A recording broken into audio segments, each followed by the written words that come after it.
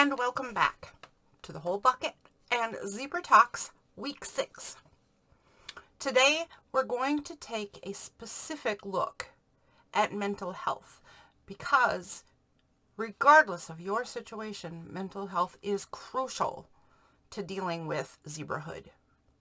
So whether you have an actual mental health diagnosis or you do not, you just have the physical zebra-ness, right?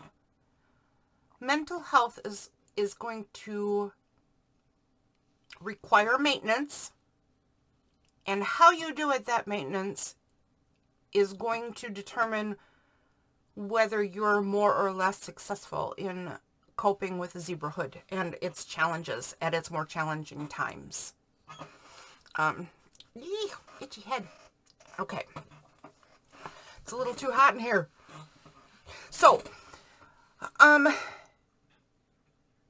what did I write down here? I wrote, the human brain, seat of intelligence, interpreter of the senses, initiator of body movement, and controller of behavior. So mental health does a lot of stuff. It does a lot of stuff for us. And how do you take care of it?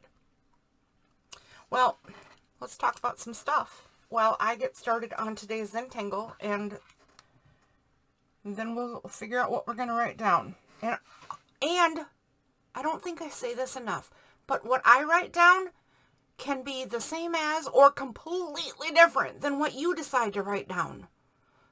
Don't think this is an instruction manual. This is me trying to offer inspiration for what you should write down in your own papers or journal or whatever, however you're doing this with me.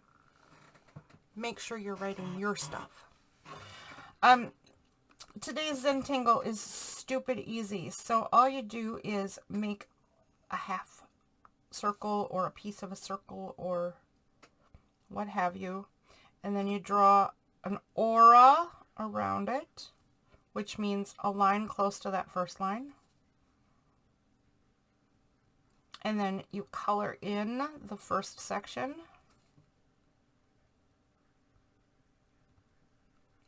Right?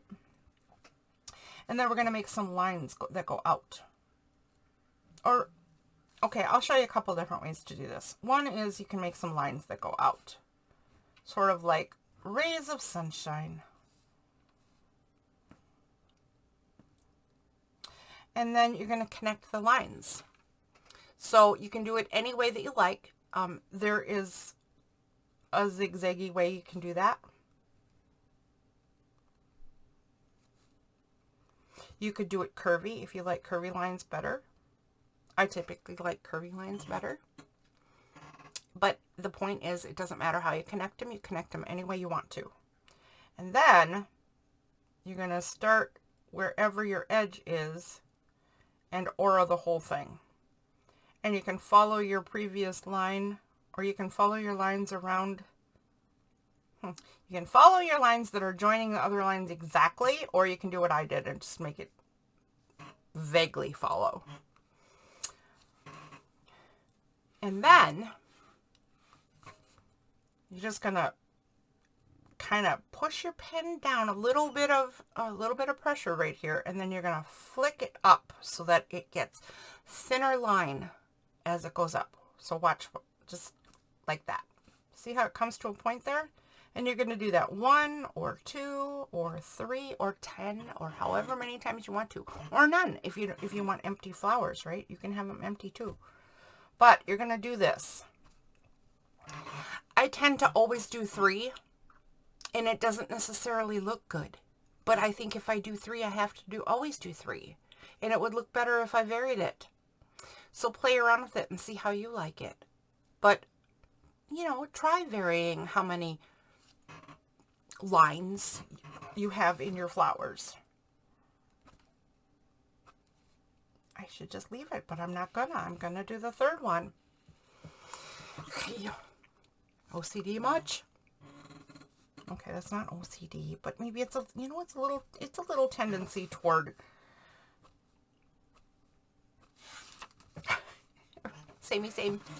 Same behavior. I'm going to do another flower on this one and show a different petal while we start talking about how to take care of mental health. I just mentioned all those different things that it does for us and what our brain does for us and how important taking care of it and how it functions is. Let's talk about what we should do to take care of it. So I pulled up a list.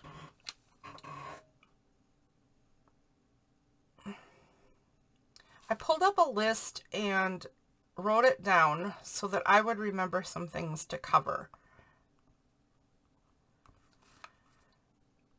And I'm going to talk about how those things are important to me. And as always, you need to think about how those things are or aren't important to you. The first one is one that we always hear, and I don't know about you, but sometimes this one just makes me mad because it's exercise. And last week, or in this case, just a few days ago, because last week's video was so late, I talked about how I have a condition called exercise intolerance and how if I do too much in the physical activity realm, I just flip and fall apart, right? So I have been told to get exercise and to lose weight and stuff by doctors over and over and over and over again. And I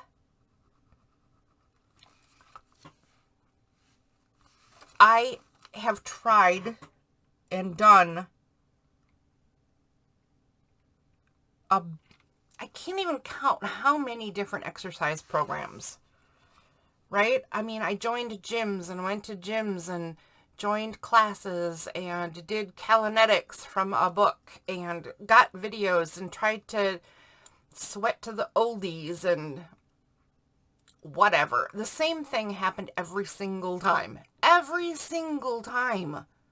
I would get energy loss. I would sustain injury. I would eventually have to do crazy tricks. Like if I went out to classes or out to a gym or some such thing, right?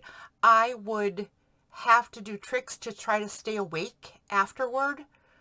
I went to a local, it wasn't a gym, it was a community center, right? And it was the gym in the community center. Anyways, it was a really small place, but it was good, right? And I had all the things that you want from exercise happen, right? I would start getting in shape. I would start to lose weight. I would definitely gain muscle. So I got some definition going. It was great. The exhaustion thing was insane. The consequences for doing the exercise on any extended basis was difficult. And it got more and more difficult. I mean, it's the worst it's ever been right now. So it got more and more difficult over my lifetime. But I would still go to this little community center gym every day after work to try to get some muscles. And I had set things that I would do and muscle groups that I would pay attention to. And like I said, I'd get a lot of the benefits that you would expect. I would also have to go home and walk to not fall asleep. I had to keep moving. If I held still, I was gonna fall asleep. So I had to try to stay awake to make dinner for my family and stay awake till a decent bedtime so that I could get sleep for work, because if I fell asleep too early, then I'd wake up too early, and it's a whole thing. It's a whole thing. So exercise is one that I always hate to hear because it's so difficult for me to figure out what I can actually do. If I don't do enough exercise, I mean, just like everybody else, right? If I don't do enough exercise, I'm not going to have enough muscle. But if I do too much exercise, I flip and fall apart. That exhaustion thing is ridiculous. And my crash days are ridiculous. So I can't do that. So for me, exercise is hard for those reasons. I mean, they're hard for a lot of exercise programs are hard for a lot of people, but for, different reasons. We all have our reasons that make it difficult. Mental lock. We don't want to, I mean, it can get boring. It can get tedious. It's better if you have a physical activity interest to get your exercise in. I have never been a physical activity kind of person. I like brain things more. So sports was never going to be an outlet for me. I liked Chinese jump rope when I was little. I had a pogo stick and stilts. But I was never really going to be a sports person. Not going to happen. I was the kid picked last all the time. And I didn't have problems, understanding why. I wouldn't pick me either. Oh, I was bad. Bad. Yeesh. Anywho. Exercise is difficult. Do it whatever way you can. Whatever works for you. And don't let people shame you if you can't do it. The things people will say to you if you are an overweight or out of shape person are just ridiculous and cruel, aren't they? Yeah. If you're a fat person like me, you know full well what people will say, and I've heard lots worse stories than I ever experienced. People don't, there's a lot of things people won't say to my face. But don't let people shame you. Do what you can, and don't do what's going to hurt you or put you under for a long time. I wish I would stick to my physical therapy exercises, because those actually help me more than hurt me, and I haven't stuck to my schedule in a long time. So I have some goals there. Let's move on. Eat and drink. There's another thing that we hear all too too often. Eating the right foods and drinking enough are super, super important, but they're not going to change the world. Unless you're just one of those people who's going to respond to a specific diet, and have the fabulous results. Ever see in the little tiny print right at the bottom of the screen? Your results may vary. Results may vary. These results are not typical.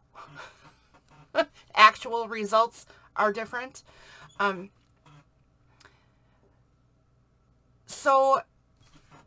here's the thing too, is that I have 3 women in my life who have some very similar zebrahood to mine. And we all have some commonalities in what we can and can't eat. And we have some extreme differences in what we can and can't eat. So the point of that is that it's a very personal body function kind of thing. And it takes some research, and it takes time to figure out. Don't let other people tell you what you should and shouldn't do and what does and doesn't work. You know why? Because you're different. Find medical people that you trust, and if you can't, study on your own. Find things that are safe from resources you can trust, right? Gosh, that's tricky. Because I know some people who follow advice from people I wouldn't be following advice from. Look into your resources. Find out where they get their information. Find out if they're actually just trying to market something. Find out if their advice just leans toward the product they're promoting, right? do some research on your research. It can be a long road to find what your body does need and does tolerate and doesn't need and doesn't tolerate in the food department. One thing that is fairly universal is beverages. I don't know where it comes from. I don't know if it's an EDS thing, so I don't know if this is part of my particular zebrahood, but I do know that I dehydrate pretty frickin' easily. So I really feel a difference if I don't continually drink enough. It is important to keep, I mean, I know we hear it all the time, but drink your water. And if you can't, drink something. I can't stand plain water. Here's the weird thing, and I don't think I'm alone in this, but plain water upsets my stomach. Yeah, it does. I don't think I'm the only person out there, but plain water upsets my stomach. So I rarely drink plain water.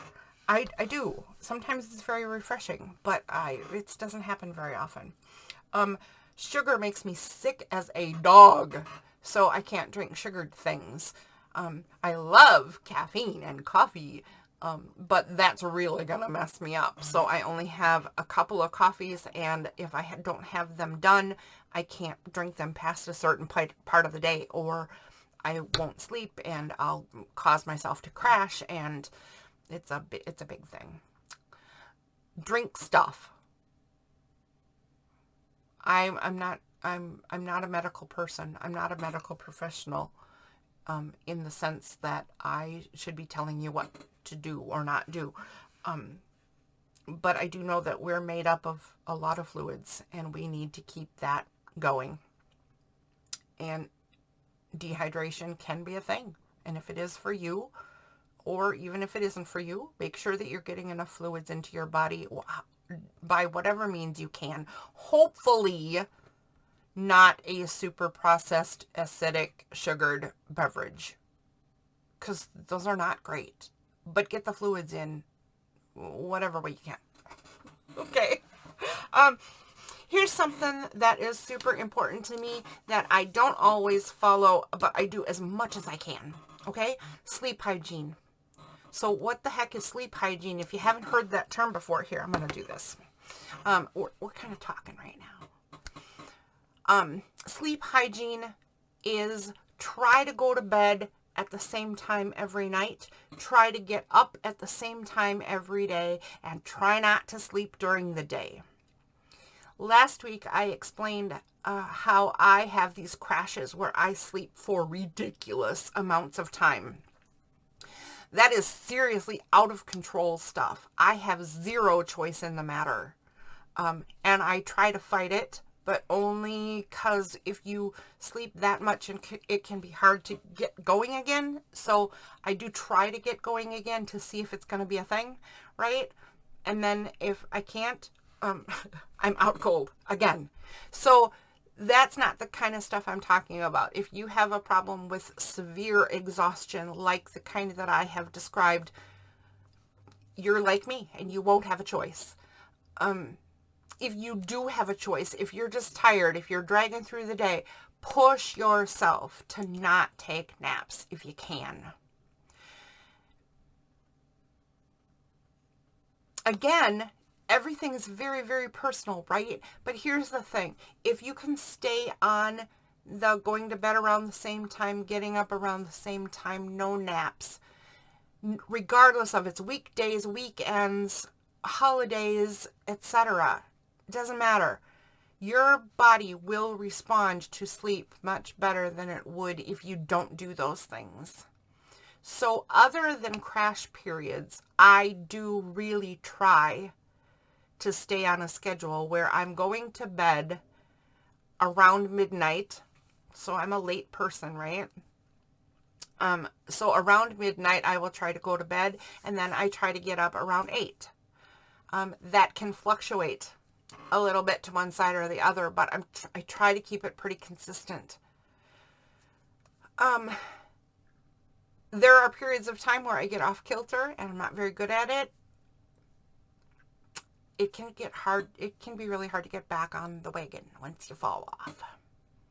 That really applies to anything in life, doesn't it? Once you fall off, it's hard to get back on track. Sleep hygiene, super important.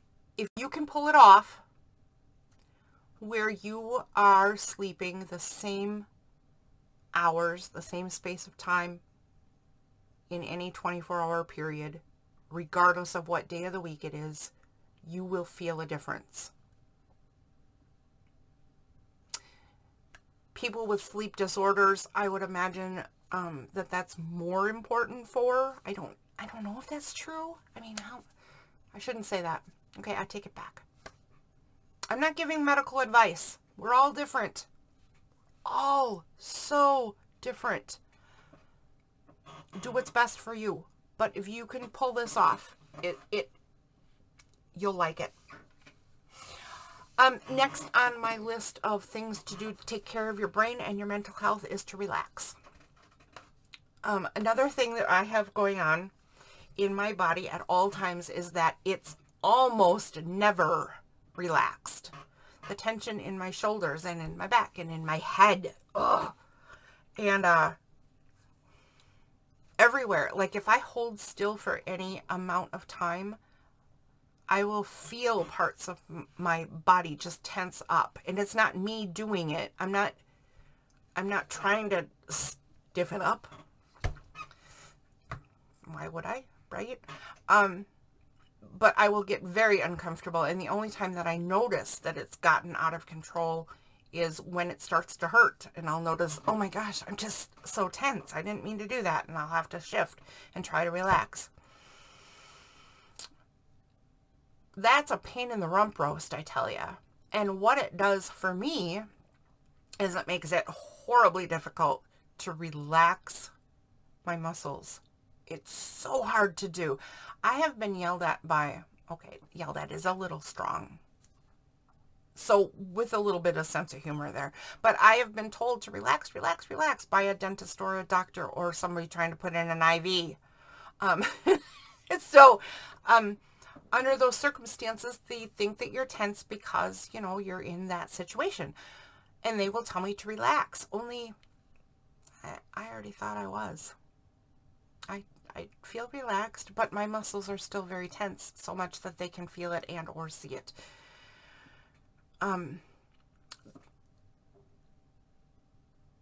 Learn to relax.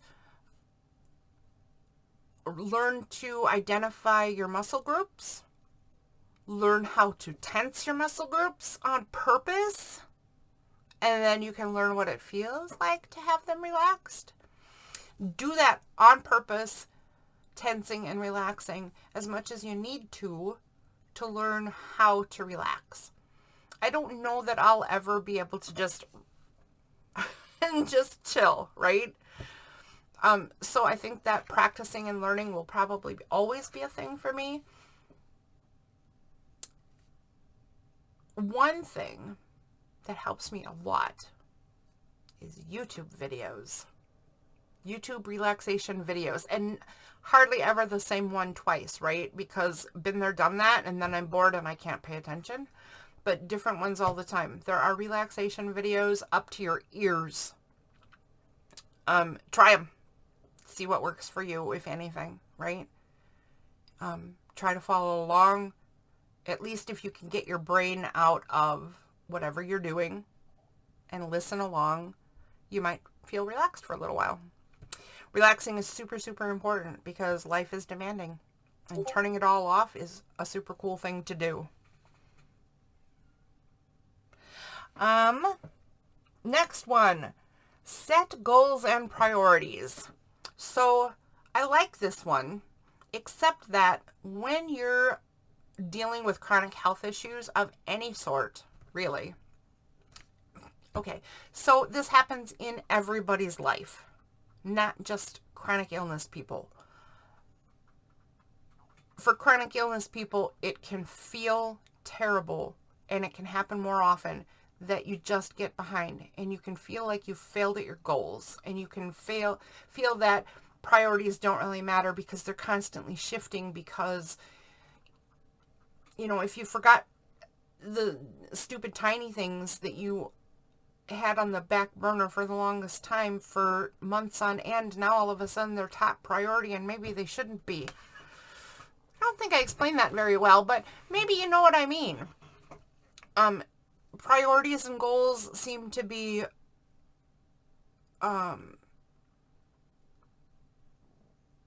they can be a stressor. They can be a huge stressor. One thing that my cousin told me not too long ago, in fact, I think it's in the comments here on YouTube. I think she said, put things on your to-do list that you know you're automatically going to do. Like, you know, get dressed. If it's a low spoon day, you know, just get dressed. And then you can actually cross something off your list and you were successful at something. So a little bit of tricking your brain. It's actually not tricking your brain. You know what? Count your successes wherever you get them, for crying out loud, right?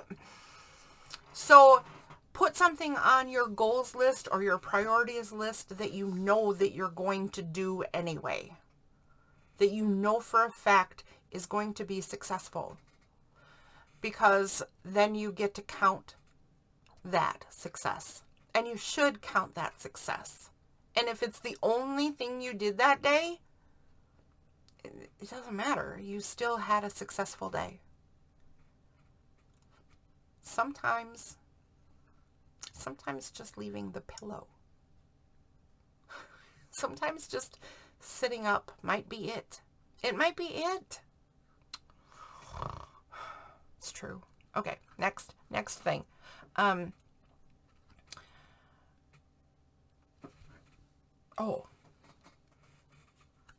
Practice gratitude. We're gonna get into practicing gratitude later in this workshop and in the practice that we're doing here, specifically. But the idea of practice gratitude is not what some people might think, as far as I'm meaning it, right? All I am meaning when I say practice gratitude is that if you're having the worst day, like for me, if I'm having a day where my depression is just bombarding me with catastrophic thinking, if my PTSD has been set off by something and I am ruminating over tragic events or terrifying events from my life, if I have 0 spoons, my energy is just gone, right? The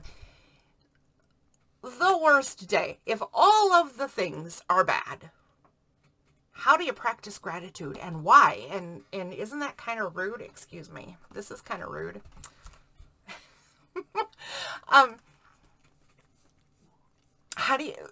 So practicing gratitude when everything is bad can help you get a grip on all that stuff. I mean, to some degree, you have to acknowledge it, right? You have to acknowledge the bad. For sure. And I'm going to talk about that in just a second here. But practicing gratitude is super important. And what it means is if I have all of those things going on, I have no spoons, I'm in the middle of a crash, my mental health is in the pits, all of the above, maybe the only good thing in the world, maybe it's this guy right here. Oh, maybe I'm just thankful that this little guy comes to see me. And usually if I'm feeling that bad, he does. And maybe I'm just thankful that my pillow hit the right spot on my neck.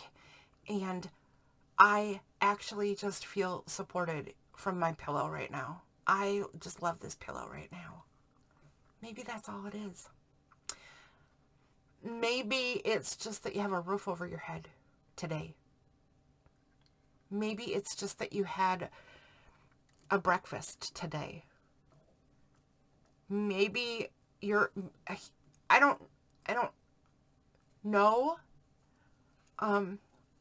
I don't really know what goes on in homeless shelters at this point. I mean, I kind of do. So you could be in a situation where you're having all this health issues because you're a zebra, and maybe you're homeless and the whole world fell apart, right? And how do you practice gratitude? Well, I mean, hopefully you have the shelter and that roof over your head, or you have some friends who are there with you and talking to you, or maybe you just met a person who said a kind word to you today. Don't think I am belittling those situations. I'm not. Been there, done that. I know what those situations are like. And there's still something to be not happy. There's still something that you can be grateful for. Almost regardless of anything else that's going on, there's something you can be grateful for.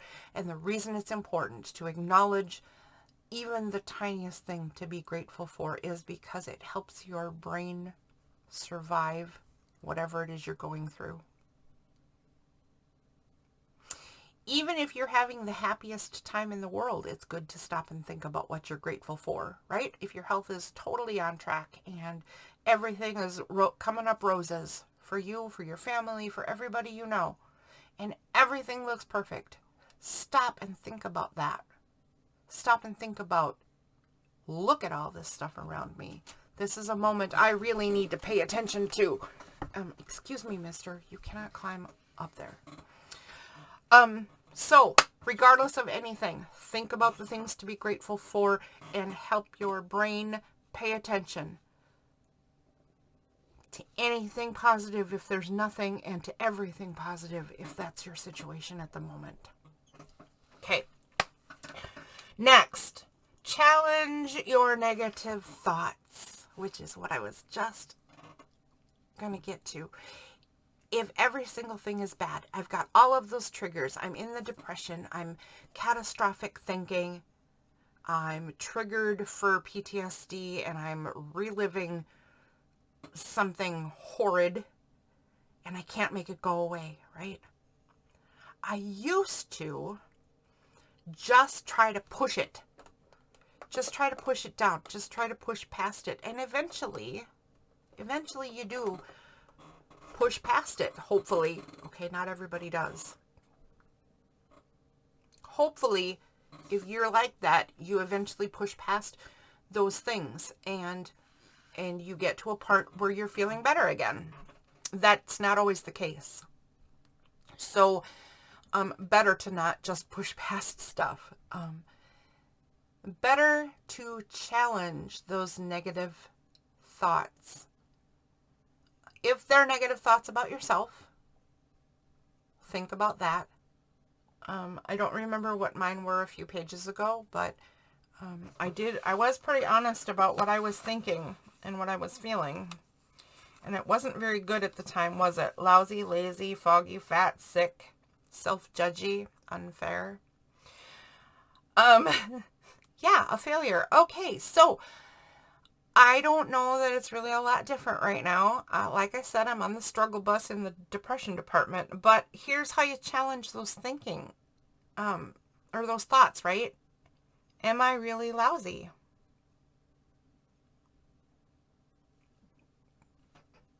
No, not really.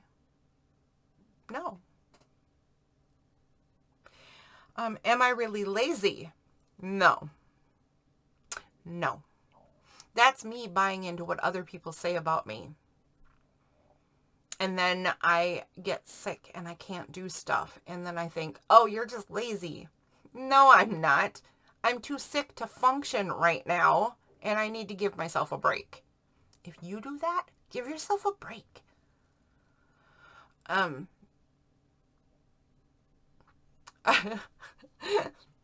right. Anyway, am I foggy? Yeah. If I put a negative connotation on the fact that I'm foggy, then I need to challenge that. Because it is part of my zebrahood. my chronic health issues makes me foggy. And I don't need to be putting negative spin on that. So I need to challenge that. A little bit harder, and something I'm not going to talk about specifics on, is the PTSD stuff, because I am not ready to share a lot of things out in the public. But when I get into a place where I really am plagued and ruminating over horrific things, right? Then the challenge is, do I need this now? Is this a reality right now? The feelings are real right now, but the situation is not real right now. So those are the kinds of things that I will say to challenge that. Is there a reason for me to be holding on to this? Can I do anything about it? Is it my responsibility to do anything about it? Because I don't know about you, but I feel like I'm responsible for everything in the whole wide world ever. Everything is always my fault. Just ask me, I'll tell you. So, yeah. And then how do you challenge yourself? Well, you go, is everything in the whole wide world really your fault? No, it's not. Are you responsible for other people's feelings? No, you're not. Can you change other people? No, you can't. Is the situation happening to you right now? No, it isn't. And this maybe isn't going to turn everything off for you and make everything all better immediately. In fact, it probably isn't. What it is going to do is start training your brain to get in the right place and in a healthier place. So those are some things that I do. I would totally be interested in hearing things that you do. If you also get stuck in the negative, what do you do? What do you do? The last one that I wrote down is the trickiest for me. I don't know what the trickiest for you is. Something else I'd like to hear from you on. But it says stay connected. Like to people. I don't want to people. It's not that I don't care. Look, I'm on YouTube. I'm here. I'm on YouTube, and I'm expressing very personal things and sharing very personal things. And the reason for doing it is because I care about other people. And I would hope that by sharing my journey, other people might relate and go, hey, I'm a zebra too, and I feel that too. And I do this thing different, and you should try it. Or I never heard of that thing. I'm going to try it, right? But it's not that I don't care. It's just that I don't want to people. I want to stay in my own house. I want to not go out anymore. I want to do my art and hang out with my cats. I want to come here on YouTube and talk to people on YouTube sometimes. Or as often as I can physically handle doing it. It says stay connected, and apparently that's supposed to be a healthy thing. Staying connected with people. And I do vaguely a few people, but very few. Very few. And when I think about it, I'm okay with that. Ladies, you know who you are. I don't talk to anybody else. Okay. All right. I'm going to put my glasses back on. Those are the things that I wrote down. There are lots of other mental health things and brain things that you can do to take care of your brain. And the way that it functions and the way that it takes care of you. Always make your brain grow. Always be a learner. Do puzzles, right? Just challenge your brain to think different ways. Whatever you can. We're going to look further into some stuff at another point. So this is a listing of very vague things. Exercise, I'm going to write those things down again. Exercise to your ability. That's the important part, is do it to your ability and don't feel bad about what your ability is or isn't. Eat and drink. The takeaway that I got from this in my talking to you just now is that you need to do a little trial and error and research into what's right for your body. Eat and drink.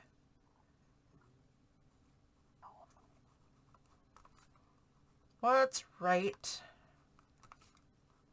for you?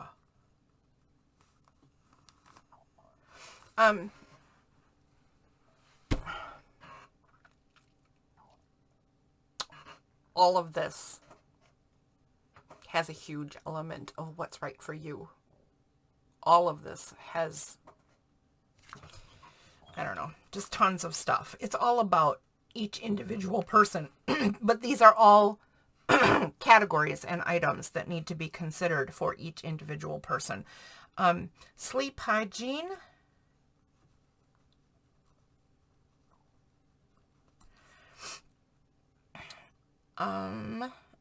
What did I learn about sleep hygiene just in the minutes we were talking about it here?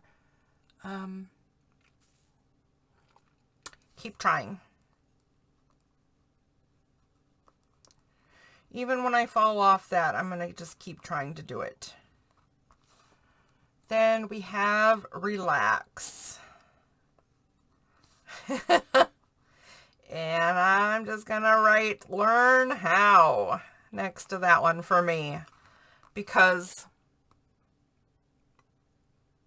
I wasn't kidding. That's a tough one for me. Set goals and priorities. Set goals. And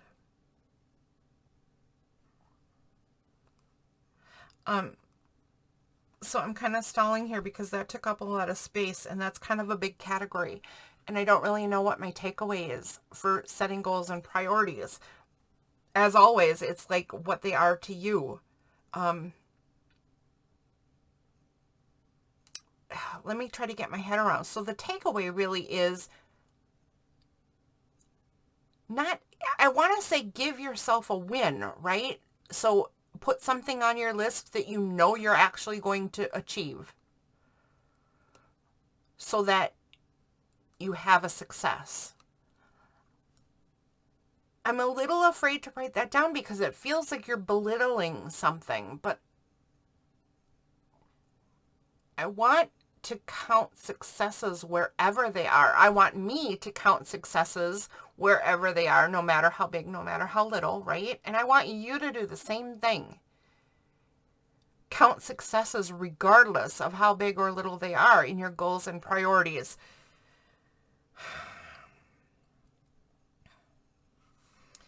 I guess that's what I'll write. I'll write count every, and I'll write that in all capital letters. Every success. Count every success. And hopefully I'll remember that that means big or little or whatever. Gratitude.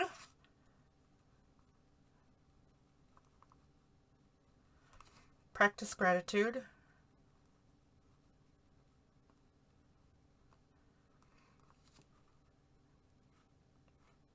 And that means even the tiniest. Oh, you know what though?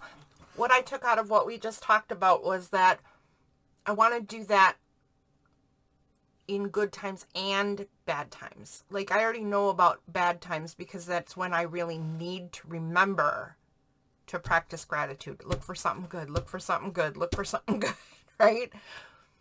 I think the good times are for me, for you it might be the opposite or somewhere in between, but for me I think it's the good times that it's hard to remember to stop and be thankful. I think when things are good, I just kind of just let it go.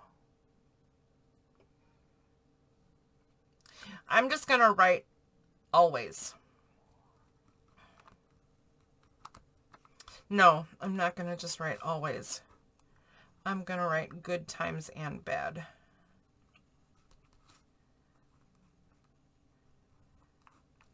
Because always was too vague.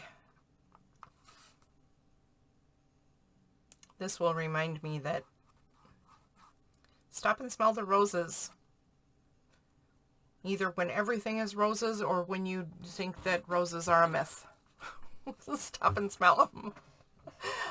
Challenge your negative thoughts. I am loving this one. And I'm not going to write anything for this one because it is perfectly clear to me just the way it is. Challenge your negative thoughts. I'm just going to underline the whole gosh darn thing because that one is so important for me. So important for me. I get just ridiculously stuck. And stay connected.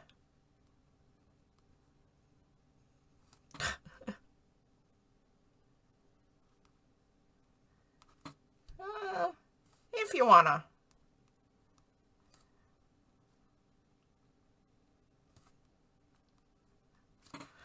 That one is kind of tongue-in-cheek. You should stay connected to whatever your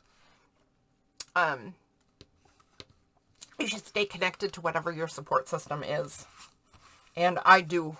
And thankfully, the support system I stay in touch with has the same issues I do. So when I'm not staying in touch, they pretty much understand why.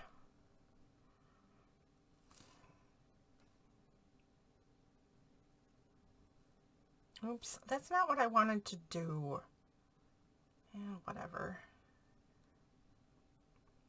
I wanted to make a different flower and I just kind of made the same one again. I'll make a different top on this one. So I think we're all done for today. This was a good talk. I feel like we got a lot discussed. What did you think? Was this a good talk? What are your ways of keeping your mental health in check? Do you even remember to keep your mental health in check? I mean, it should be like a conscious thing, not just something, oh yeah, I do some of that stuff. No, it should be a conscious thing. It should be on your goals and priorities list somewhere.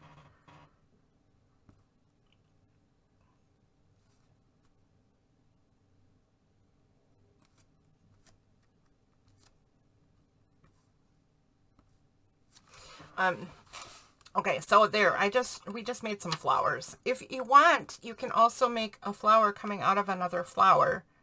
So, like, I could just do one right here, right? And I'll see if I can remember to do this one the way I wanted. I'm going to start in the center this time. And I wanted to do something more daisy-ish. Whoops. Well, okay,